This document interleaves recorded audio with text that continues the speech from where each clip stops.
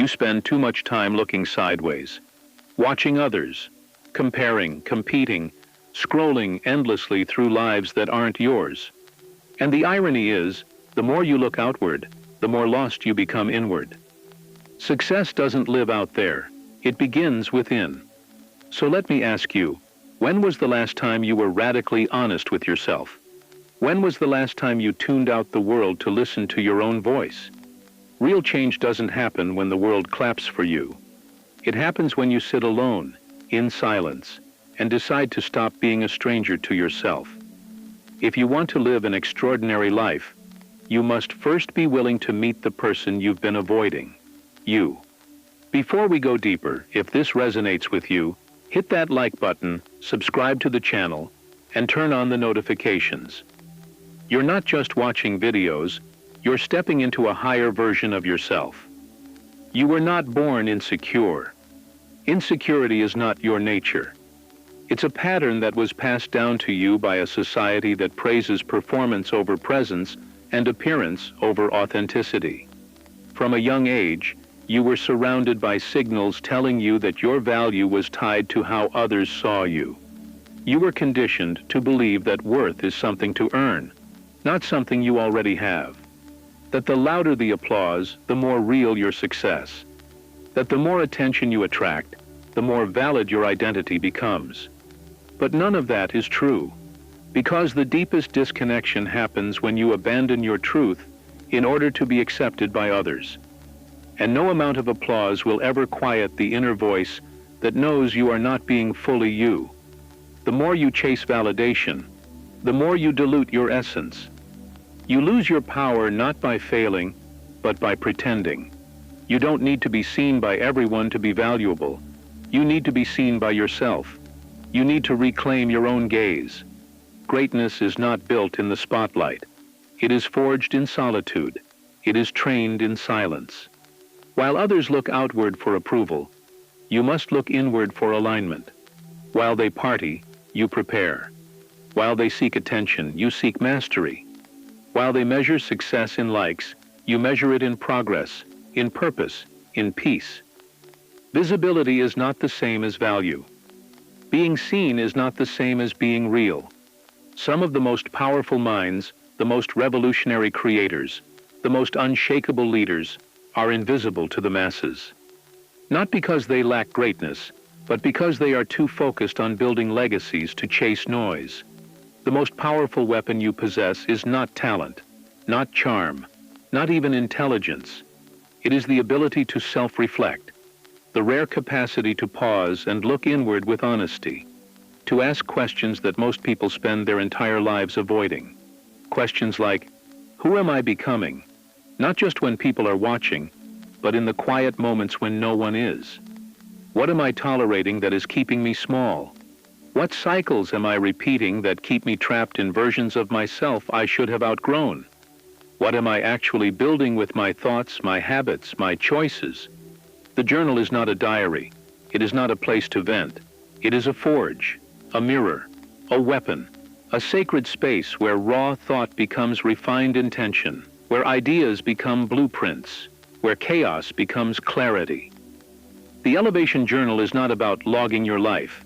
It is about directing it. It is not about recording the past. It is about commanding the future. You do not use it to remember what happened. You use it to define what must happen.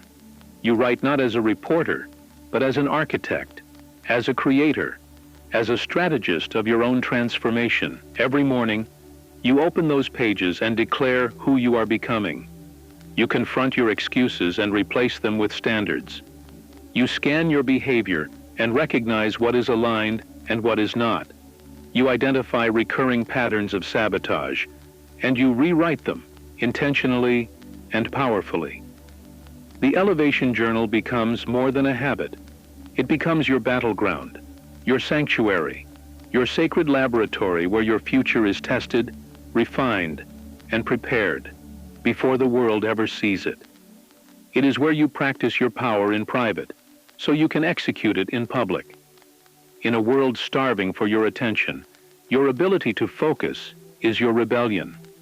Your refusal to be pulled in 100 directions is not just a skill, it is an act of power. Focus is how you build momentum. And momentum is how you collapse time, how you turn months into weeks, years into seasons, effort into results. Most people dabble. They try a little. They quit early. They restart with a new plan. And they repeat the same loop over and over, mistaking motion for progress. That cycle keeps them average. It keeps them chasing instead of creating. But focus, pure, sustained, intentional focus, is what separates the ones who try from the ones who transform. When you eliminate distraction, you magnify direction. When you stop scattering your energy across 1,000 things, you begin to channel it like a laser toward the one thing that matters. That is how vision becomes reality. That is how ideas become impact. When you stop watching others, when you stop measuring your life against timelines that are not yours, you start building something real, something authentic, something that actually matters. And the greatest tragedy, the silent epidemic, is that most people will never even get close to their potential. Not because they lack talent, but because they lack focus. They've never stayed focused long enough to see what they're truly capable of. They change paths before the results have time to catch up. They water 10 seeds instead of nurturing one into a forest. You are not here to be everything to everyone. That is a recipe for dilution. You are here to be something clear, something sharp, something deeply aligned. You are here to become something specific, to serve someone meaningful. And that someone starts with you. Before you can lead others, you must lead yourself. Before the world recognizes your value, you must focus long enough to reveal it. Your default mode must become intentional, not reactive. You were not born to live life on defense. Yet most people spend their entire existence in reaction mode, reacting to the news, to trends, to algorithms, to other people's moods, to unexpected problems, to imagined fears. But reaction is survival. It is the lowest expression of human potential. Intention is power. Intention is creation. It is the conscious choice to direct your life rather than be directed by it. When you wake up and reach for your elevation journal before reaching for your phone, you are not reacting. You are declaring. You are claiming authority over your own mind. You are choosing to program yourself before the world has a chance to do it for you. You are declaring how you will show up in the face of adversity. You are declaring the energy you will bring into your relationships, your goals, your mission. You are declaring what deserves your focus and what no longer gets access to your mental real estate. That act alone, done consistently, is not just journaling. It is identity engineering. It rewires your nervous system from chaos to clarity. It shifts you from passivity to authorship. You begin to choose your thoughts instead of being hijacked by them. You begin to lead your emotions instead of following them. You become aware of what you tolerate, what you repeat, what you allow. And with that awareness comes power. Your elevation journal becomes more than a habit. It becomes a daily initiation into the next level of you. This daily repetition, this sacred ritual of reflection and declaration, becomes the foundation of personal power. Not the power to control the world, but the power to master yourself. And that is the only power that truly lasts. You don't find your identity. You build it. It's not lost. It's not buried. It's not hiding in some distant future waiting to be discovered. It's sculpted, moment by moment, choice by choice. Every day, whether you realize it or not, you are either strengthening the identity you want to escape, or you are constructing the one you were born to embody. There is no neutral. Every decision is a brick. Every action is a vote. And over time, your habits cast the deciding ballot. If you want to be powerful, ask better questions. What does power look like in my schedule today? What does confidence sound like in the way I speak? What does discipline do when nobody's watching? And most importantly, What does the next level version of me absolutely refuse to tolerate today, in thought, in behavior, in environment? These questions are not motivational. They are transformational. They are a mirror. And when you stop answering with excuses and start answering with aligned action, something radical happens. You stop performing the identity. You start becoming it. You stop reaching for results and start attracting them. Not through force, but through frequency. Because breakthroughs are not random. Success is not a surprise.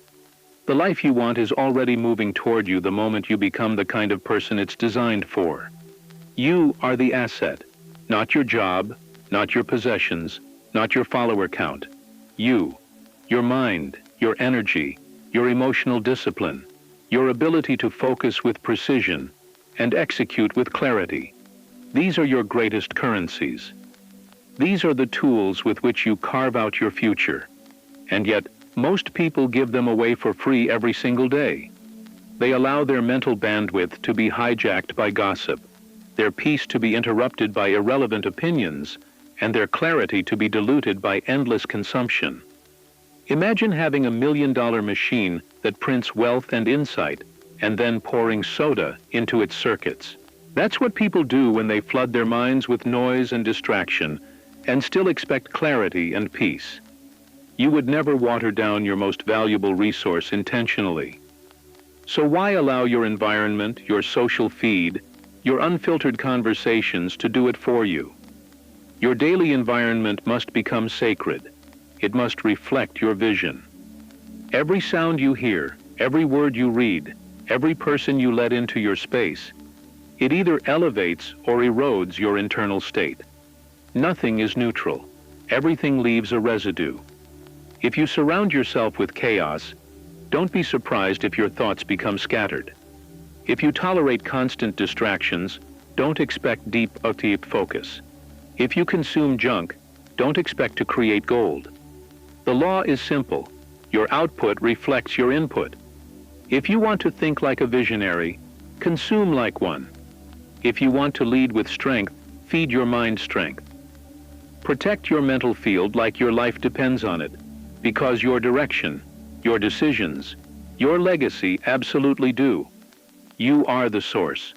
Treat yourself accordingly. In silence, you come face to face with who you truly are.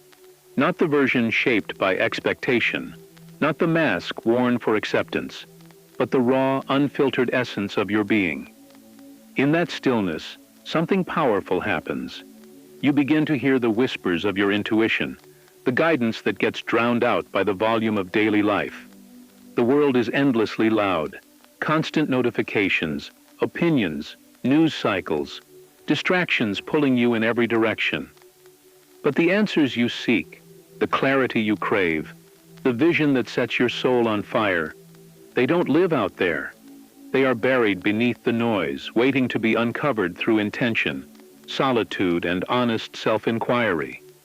That's why practices like journaling, reflection, and spending time alone are not signs of weakness. They are acts of war against mediocrity. They are how you prepare for the world you are destined to build. When you write in silence, you give shape to your thoughts. When you reflect alone, you refine your beliefs. When you sit with yourself without distraction, you become your own source of validation, direction, and strength. This inner preparation isn't optional. It's foundational. Because no matter how chaotic the world becomes, if your inner world is fortified, if your mind is clear, your values anchored, your vision unshakable, then nothing outside of you can break you. You stop reacting and start creating. You stop searching for external permission and start executing from internal conviction. Silence is not emptiness. It's full of power, waiting for you to listen.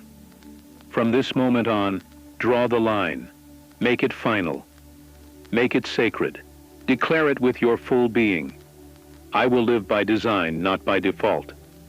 I will no longer drift through days dictated by habit, noise, or the expectations of others. I will stop outsourcing my power to the opinions of the crowd, and instead turn inward, toward clarity, conviction, and vision. No more asking for permission. No more waiting for perfect timing. I will begin where I am, with what I have, and build from the inside out. I will create the blueprint of my life, not wait for someone else to hand it to me. From now on, I will elevate my thinking. I will challenge every belief that keeps me small. I will protect my energy like it is the fuel of my destiny, because it is. I will guard my focus like it is the gate to my future, because it is. This isn't just a burst of motivation. This is a permanent shift. This is the activation of your next evolution. A personal declaration of war, not with the world, but with distraction, with self-doubt, with the invisible mediocrity that slowly poisons greatness. That version of you who settles, who waits, who hesitates, consider them gone. Today, that version is buried. You are no longer allowed to sleepwalk through your own potential. You are no longer permitted to live passively while your dreams die quietly. The time for hoping is over. The time for action has begun. Wake up. Journal your strategy. Focus your attention. Execute your plan. Repeat that rhythm daily, relentlessly, unapologetically. This is how you rise, not in one grand leap, but through a series of deliberate, disciplined, decisive days. One page, one choice, one moment at a time. Because when you live by design, success isn't an accident. It's inevitable. If this message moved you, make sure you hit the like button, subscribe, and turn on notifications. This is not entertainment. This is elevation, and we're just getting started.